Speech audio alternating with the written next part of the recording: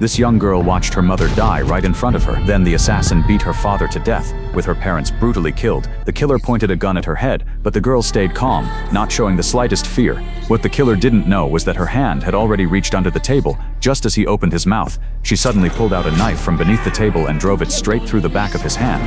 Then she threw out a fierce warning and jumped out the window. Another hitman fired quickly, but the girl dodged the bullet with ease. The crime boss ordered that she be taken alive. Lisa jumped onto the roof of a car and raced into the city. The killers chased her relentlessly, but Lisa used her small frame to her advantage, diving into the sewer without hesitation, successfully escaping her pursuers. Little did they know the girl who escaped that night would one day bring a storm of vengeance. Lisa ran to her uncle's home, the only family she had left. She broke down in tears in his arms. The next day at breakfast, her uncle asked what she wanted to do in the future. Without hesitation, Lisa said she wanted to become a top assassin, to avenge her parents. 15 years later, two police officers were chatting in their patrol car, when suddenly a red car crashed into them.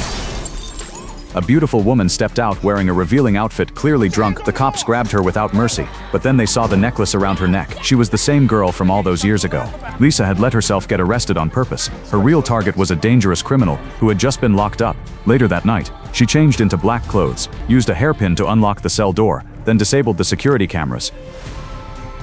Next, she pulled out a coffee spoon and a cup of water and slipped into the electrical control room. She wedged the spoon into the power switch, then punctured the cup, letting water drip down slowly. A countdown had begun. She climbed into the air duct, waiting silently for the fan to stop spinning.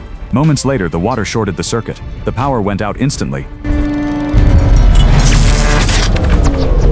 and the fan came to a halt. But just as she was about to crawl through, something unexpected happened. The name of this movie is Colombiana. Check it out if you're interested.